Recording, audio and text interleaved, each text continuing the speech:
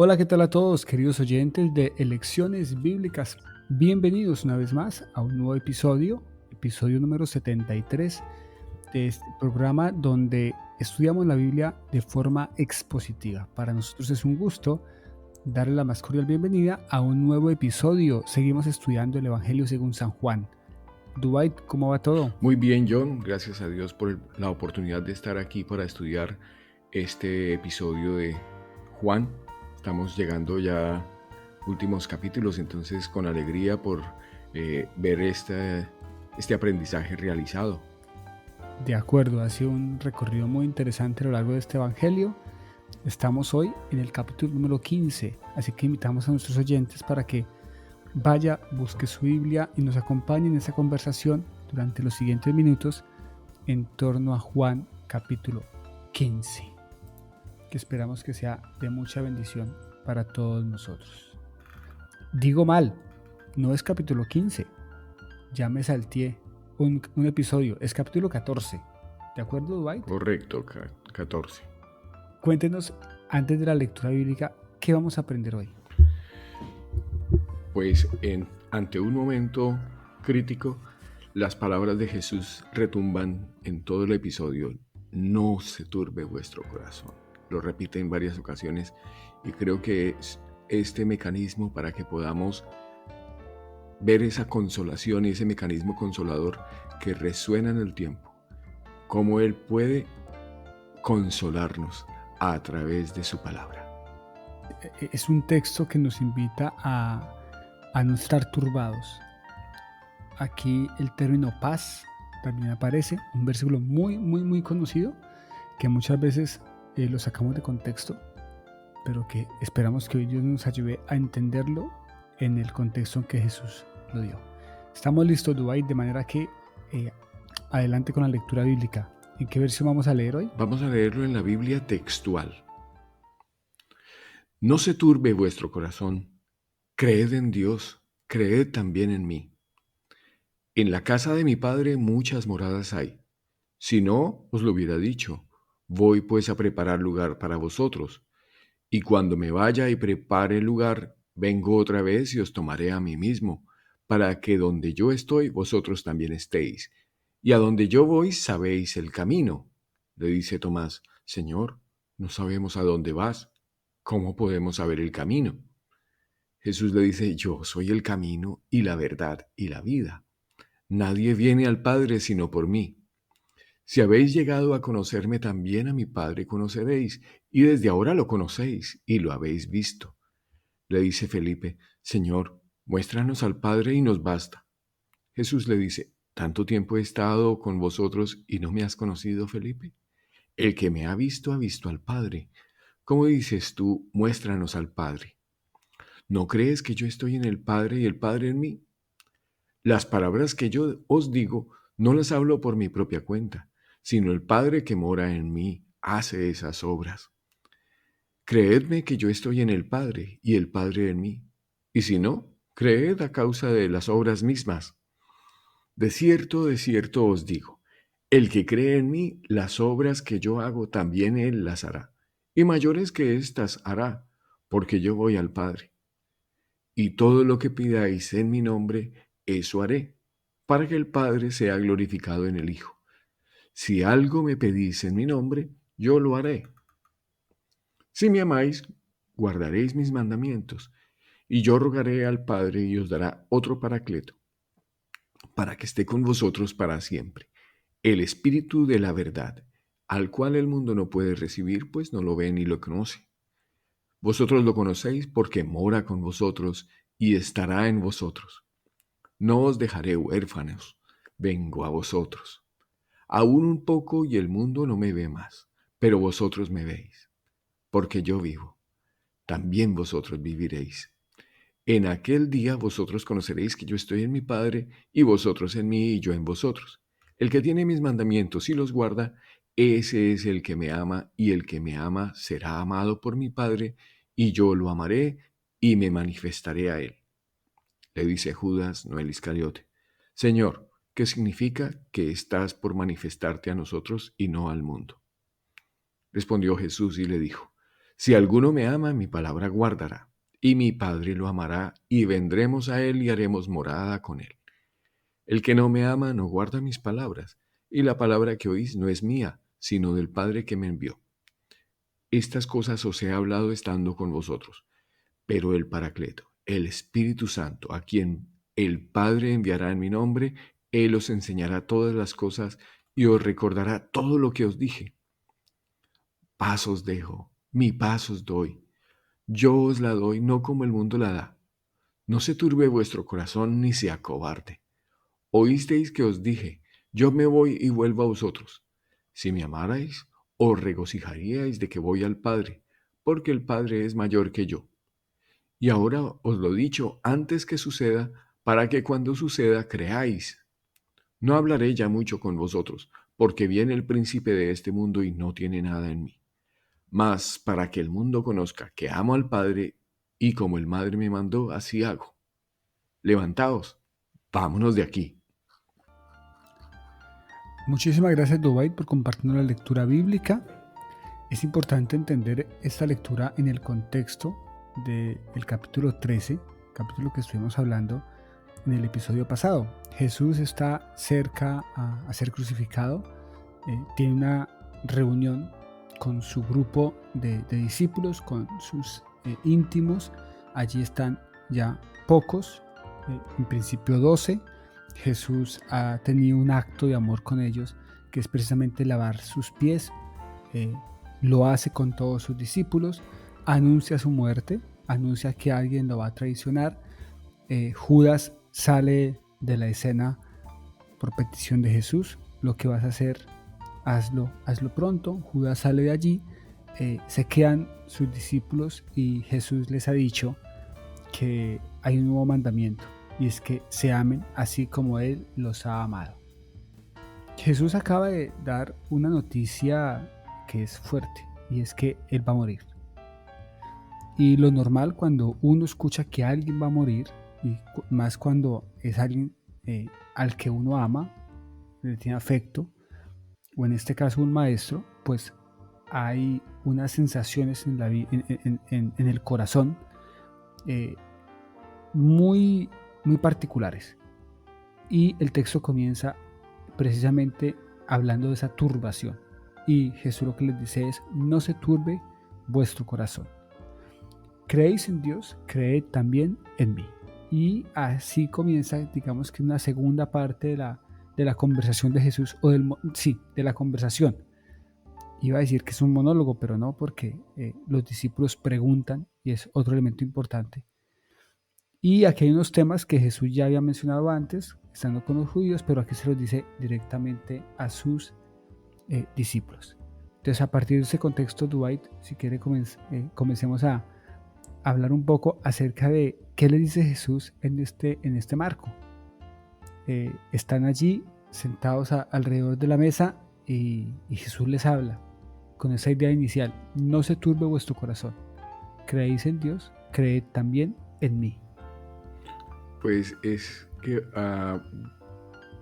es alguien que ha estado con ellos morando en diferentes sitios. Van en su peregrinaje por todos los diferentes lugares a los que acuden. Se moran juntos, ¿sí? No sé dónde buscarán para hospedarse, para alojarse el número de personas que iban, porque ellos tenían un ministerio de peregrinación, ¿sí? De ir de ciudad en ciudad. Y entonces, en este espacio en el que están compartiendo la cena y hablando estas cosas, pues él usa esta imagen que ha sido repetida en todo el libro, el de dónde vamos a morar, ¿sí?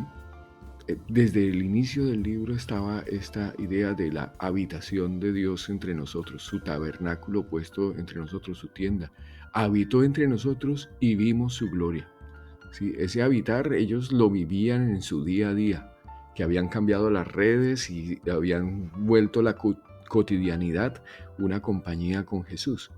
Y entonces, ante el temor de que eso dejara de ser así, pues esto viene oportuno. Dice, ¿y ahora qué vamos a hacer? ¿Dónde vamos a poner nuestro siguiente punto de hospedaje? Nuestra siguiente parada. Es muy hermoso, porque dice, si no fuera, yo os hubiera dicho que me voy a preparar morada para vosotros. Yo, ¿cómo sería? ¿Quién iría a preparar, a hacer los acuerdos? Mira, señora, que queremos hospedarnos unos días aquí. Esos acuerdos. Entonces ahora Jesús está haciendo como ese mismo acuerdo, él que va a poner el siguiente punto de parada en este peregrinaje. Dice, voy a preparar lugar para vosotros, y cuando me vaya y preparar el lugar, vengo otra vez y os tomaré a mí mismo, como inmediato. Y así dice, pero ¿y cómo vamos a ver para dónde? No sabemos para dónde vas, ¿cómo sabemos el camino? Dice, y empieza a aclarar, es que yo soy el camino, la verdad y la vida. Y todo este pasaje es la oportunidad para ver el cómo, porque si yo fuera discípulo tampoco lo vería tan claro. Dice, estamos en este momento así, camino, ¿para dónde vamos? Entonces es muy curioso. Precisamente pensando en cómo se sentían los discípulos cuando su maestro se va, y de una forma como lo ha anunciado, con una muerte como lo ha anunciado, pues precisamente no saben para dónde van y qué se va a ir a hacer y a dónde se va. Pero las palabras de Jesús buscan precisamente darles consuelo. Voy, si me fuere, yo os prepararé el lugar. Vendré otra vez y os tomaré a mí mismo, para que estemos juntos. Y un elemento que usted acaba de mencionar es la pregunta, ¿no? Y no sabemos a dónde vas. Vemos a un Jesús que dentro de su ministerio ha dado espacio para la pregunta, para la conversación, para el diálogo. Y aquí con sus discípulos vuelve a aparecer ese elemento que me parece muy, muy interesante. Qué bueno que podamos hablar con Jesús, hacerle preguntas a Jesús. Aquí en este episodio lo hace Tomás, lo hace Felipe, lo hace Judas, no el Iscariote. Y Jesús responde a las preguntas. Y aquí la pregunta es puntual. Yo soy el camino, la verdad y la vida. Que es uno de los yo soy que aparece en Juan y que nos hace pensar directamente en esa conversación del monte Horeb de Moisés. El yo soy me ha enviado. Y aquí Jesús lo dice puntual. Yo soy el camino y la verdad y la vida. Nadie viene al Padre sino por mí. Pero es una verdad que, como usted dice, no es aplastante, no es así como informativa. Yo te hablo y tú escuchas, sino que podemos dialogar. O sea, hablamos, la conversamos. Y entonces lo que no voy entendiendo lo voy diciendo y él va respondiendo en la medida que se van formulando las preguntas. Como usted dice, muchos interlocutores en este caso, incluidos nosotros, ¿sí? Entonces, en estas aclaraciones que dice que la palabra tiene mucho protagonismo. Habéis llegado a conocerme, la palabra y la acción, todo este trayecto con Jesús. Habéis llegado a conocerme. También a mi Padre conoceríais. ¿Sí? Desde ahora lo conocéis y lo habéis visto. Al Dios invisible le han conocido a través de Jesús, que ese es el logro que se ha alcanzado, que Dios ha puesto al alcance de la humanidad, porque Dios sigue siendo invisible, infinito, pero aquí lo vemos visible y cercano. Entonces, verlo además como maestro, como alguien que se nos aproxima con la intención de ayudar, de consolar, de hacer todas estas funciones que uno necesita en su día a día. Precisamente en esa línea de que Jesús muestra a Dios, ¿no? Porque lo que está diciendo aquí se lo ha hecho en otras oportunidades, yo y el Padre uno somos. Aquí Felipe le hace la pregunta, muéstranos al Padre y nos basta. Y Jesús le responde, tanto tiempo estoy con vosotros y no me has conocido, el que ha visto a mí ha visto al Padre. ¿No crees que yo soy el Padre y el Padre en mí? Y el argumento de Jesús es, las palabras que yo hablo, las hablo no por mi cuenta, sino que el Padre que mora en mí, Él hace las obras. Entonces aquí, como usted bien lo menciona, las palabras comienzan a tomar un elemento de importancia trascendental. Jesús, y no lo ha dicho Juan, es la palabra hecha carne. Y a lo largo de todo el Evangelio de Juan, el tema de la palabra va a ser reincidente y muy importante. El pueblo va a decir, este habla como un profeta. Las palabras que yo les doy son vida, ha dicho Jesús. Aquí les dice Jesús, yo no hablo, y ya lo había hecho antes con los judíos, lo que yo hablo, lo hablo porque mi Padre me dice que lo hable. El Padre que mora en mí. Ahora aquí habla también de que esa palabra se convierte en obras. O sea, no solamente la palabra por la palabra, sino la palabra hecha realidad. Y Jesús es precisamente eso, la misma palabra de Dios hecha realidad, ¿no? Entonces, aquí no estamos basados, Jesús les está dando consuelo, no solamente en Él, sino en su palabra y en sus obras. Y por eso lo llama a creer. Creedme que yo soy en el Padre y el Padre en mí. Creedme por mis palabras y si no por mis obras. El que cree en las obras que yo hago, pues cree también que yo voy al Padre. Y en ese contexto de creer, en ese contexto de su palabra, en ese contexto de la confianza en Él, viene una frase de Jesús que muchas veces sacamos de contexto. La frase es, y todo lo que pidieses al Padre en mi nombre, yo lo haré, para que el Padre sea glorificado en el Hijo. Si algo pidieres en mi nombre, lo repite, yo lo haré. ¿No? Entonces, esa conversación de la que veníamos hablando, el pedir algo, sea en un contexto de creer, sea en un contexto de confiar plenamente en que tanto sus obras como su palabra pues provienen precisamente de Dios. ¿Qué decir frente a esto, Dwight? ¿Cómo lo ve usted? Sí, el pedir, pero pedir como cuando uno va al banco y dice, quiero solicitar un crédito.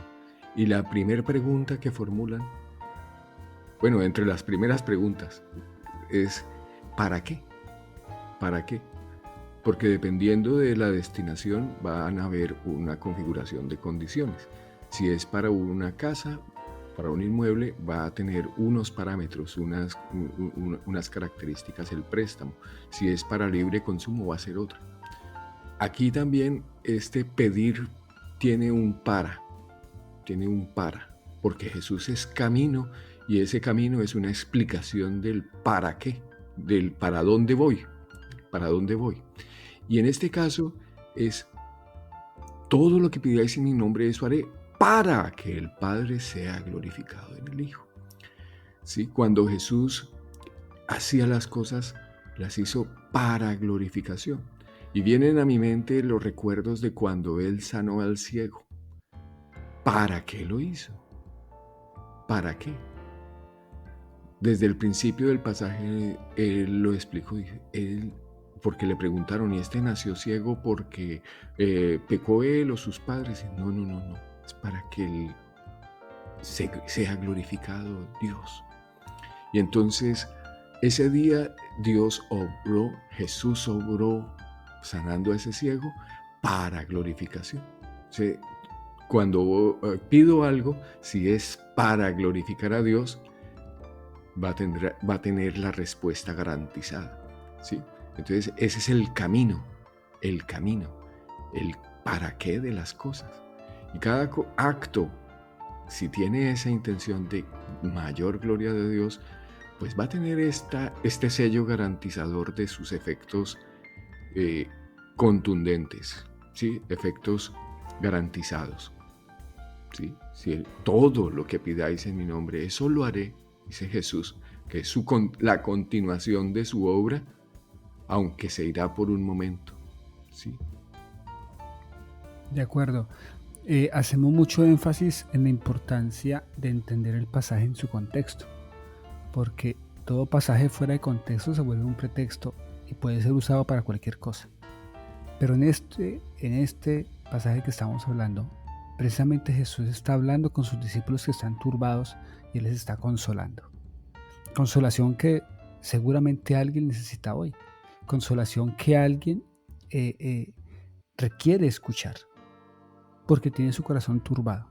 Muchas veces sentimos que Dios no está, que Él se ha ido, que Él nos ha dejado. Seguramente así se sentían los discípulos en su momento. Pero Jesús les dice y nos dice hoy, no se turbe vuestro corazón. La salida, ¿cuál es? Creed en mí. Si creéis en Dios, creed en mí. Voy a preparar un lugar porque vamos a estar juntos, ¿no? Aquí hay comunión, hay morada. Les he hablado unas palabras que son vida. Creedme por mis palabras y también por mis mismas obras. Y si necesitan algo, pídanlas al Padre para su gloria, para que Él sea glorificado. Si la piden en mi nombre, yo lo haré. Entonces es una serie de ideas que nos dan consuelo, porque qué bueno tener un Dios que está haciendo morada con nosotros. Qué bueno tener un Dios que nos habla palabras de vida eterna. Qué bueno tener un Dios que es el camino, que es la verdad y que es la vida. Qué bueno tener un Dios en el que podemos creer y al que le podemos pedir para que Él sea glorificado. Y en esa línea se introduce una palabra maravillosa que es la palabra amor.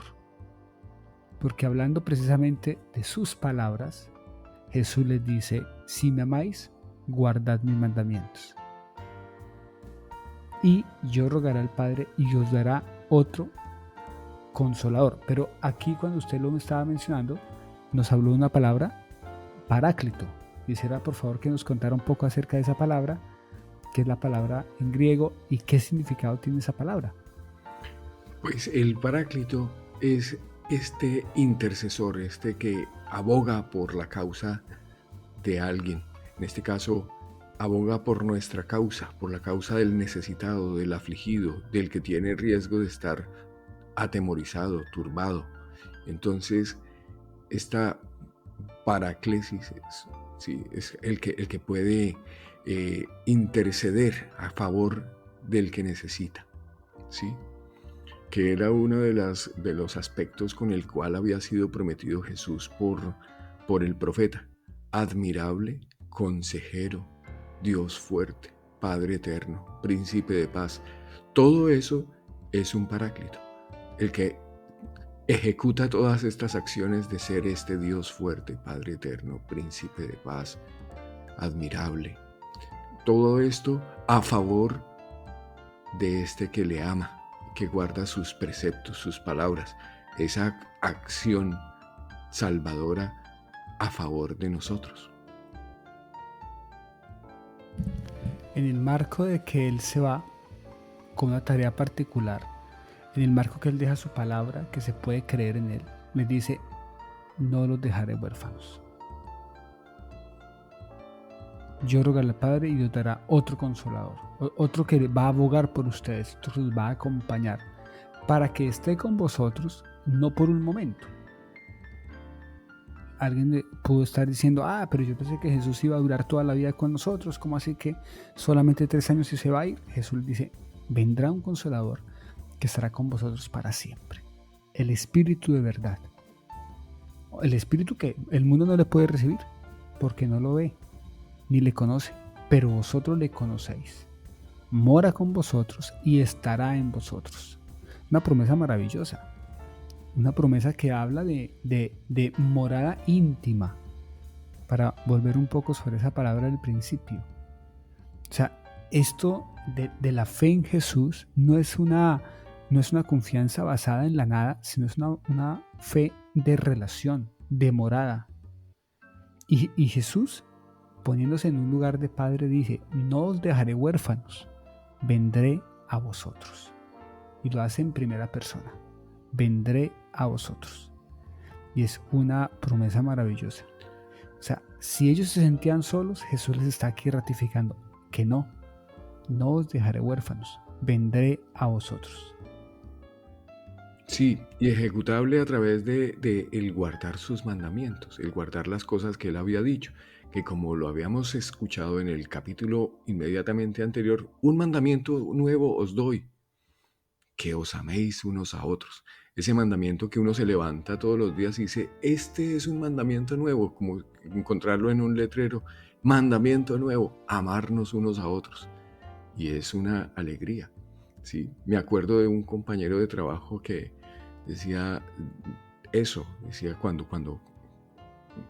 una de las cosas que me he propuesto en mi vida, sí, yo le he copiado un poco la idea a él, porque me parece encantadora, es todos los días volver a conquistar a mi señora, conquistar a mi esposa, verla como en ese plan de intensidad.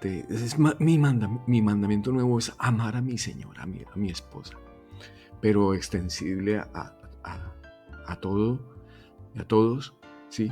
Amar. Si me amáis, amar a Dios, amar a todo, ¿sí? Sí, no es un asunto dulzón, absurdo,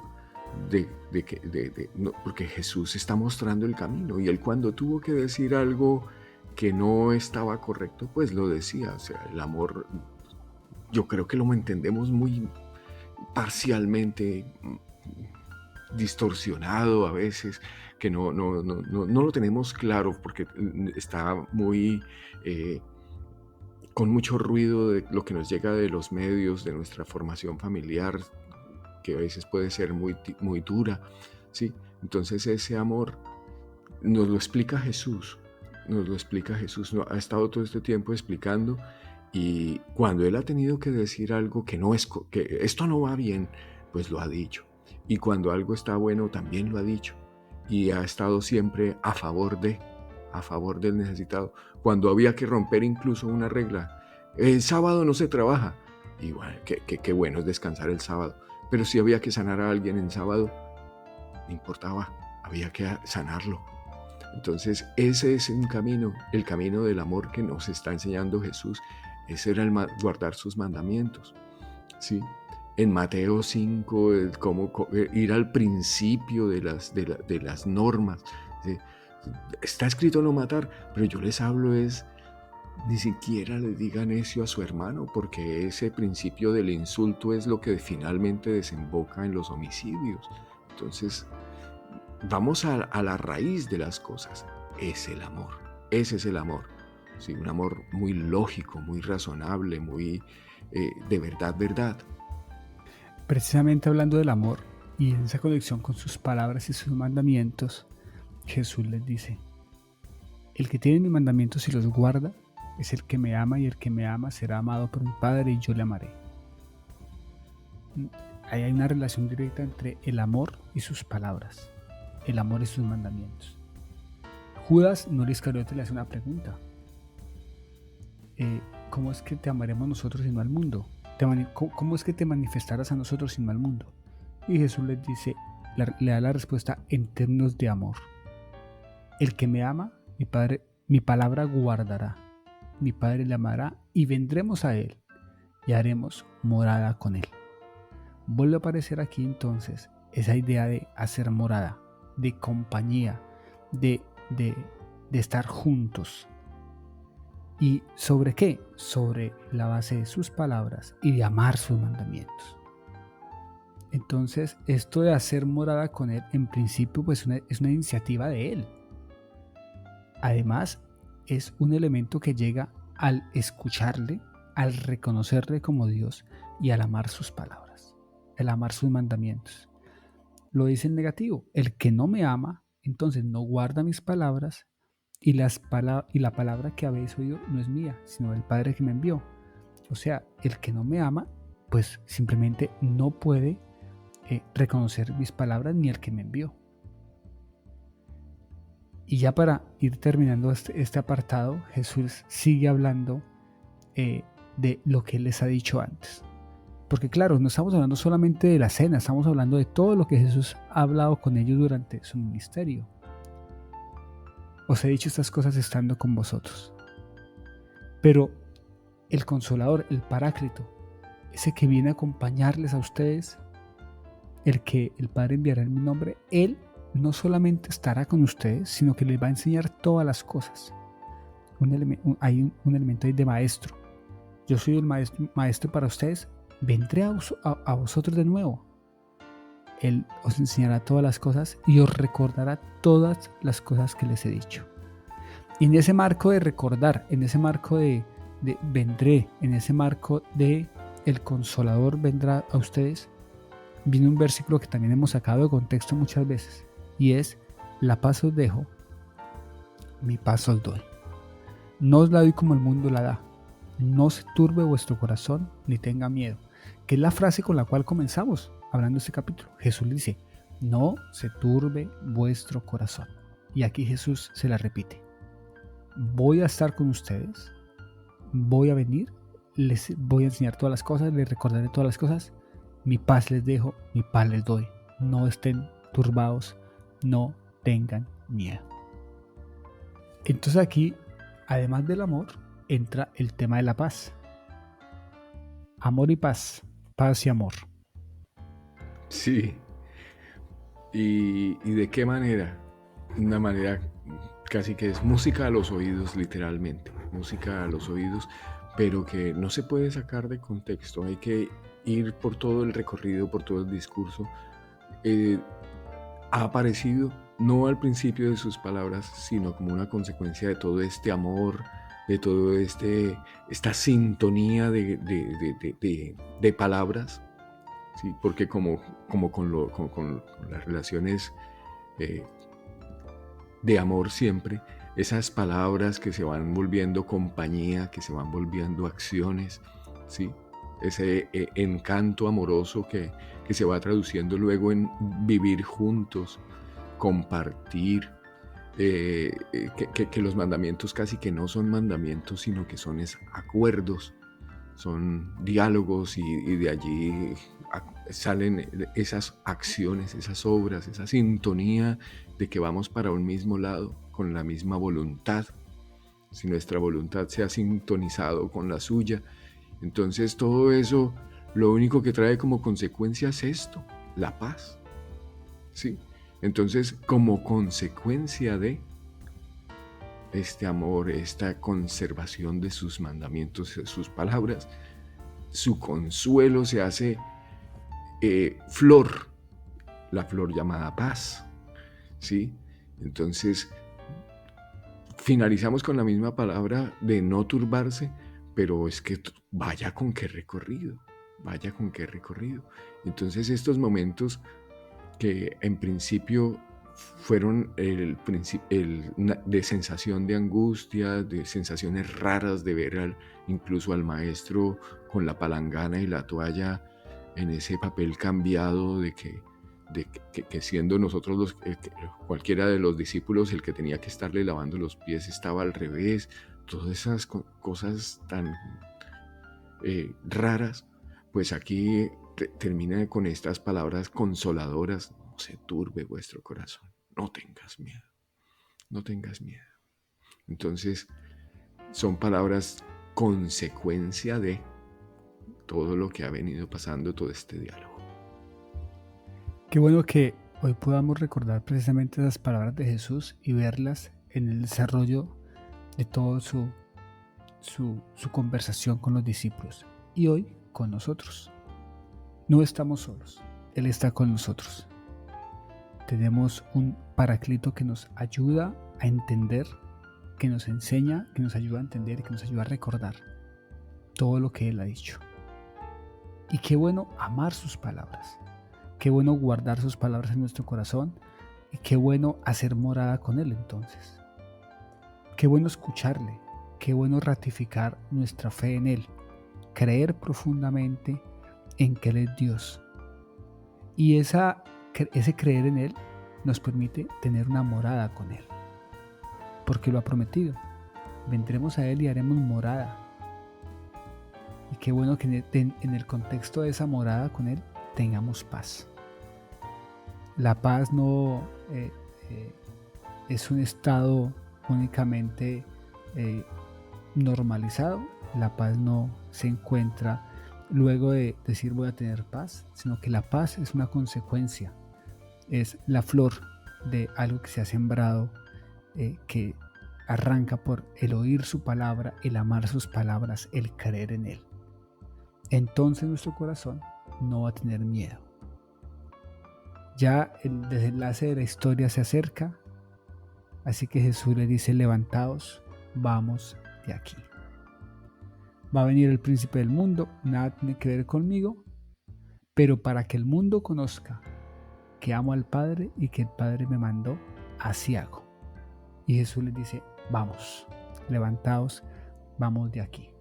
Creo que es un pasaje, es una conversación que tiene Jesús con sus discípulos que bien podría tener hoy con nosotros y que nos invita a vivir con consuelo, a saber que Él está con nosotros, a saber que tenemos su Espíritu que está con nosotros para siempre, que es el que nos enseña las cosas, que es el que nos recuerda sus palabras, y qué bueno entonces vivir confiados hoy. Cuando el mundo nos habla de tantas noticias complicadas, cuando el miedo se apodera de nosotros, qué bueno poder mirar a Cristo, poder escucharle, poder creer en Él y poder hacer morada con Él. Así que invitamos a nuestros oyentes para que puedan meditar en estas palabras que hoy nos ha dicho y que encontramos en Juan capítulo 14, y que podamos vivir así como Jesús nos ha invitado, con un corazón en paz. Dwight, palabras para terminar, por favor. Después de una cena que parecía muy triste, finalizan estas palabras que dicen: si me amarais, os regocijaríais de que voy al Padre. Y ahora que rebobinamos, que miramos estas palabras después de, entendemos que sí había razón para regocijarse, porque aunque tuvo que pasar este trago amargo de la muerte, este momento duro se volvió de regocijo y ahora lo celebramos. Así no pasará con cada una de nuestras dolencias, de nuestros quebrantos, de nuestros dolores. La consolación sigue presente y luego nos regocijamos de haber tenido ese consuelo de este Consolador, de este Paráclito, que nos consuela e intercede por nosotros, que nos recuerda sus palabras, nos las enseña y nos las recuerda. Así es, la conversación privada con Jesús y sus discípulos no termina aquí, continúa, y Jesús va a darles un ejemplo maravilloso de la vid y lo que significa permanecer en él, y cómo todo termina en el gozo, precisamente con lo que usted nos está mencionando.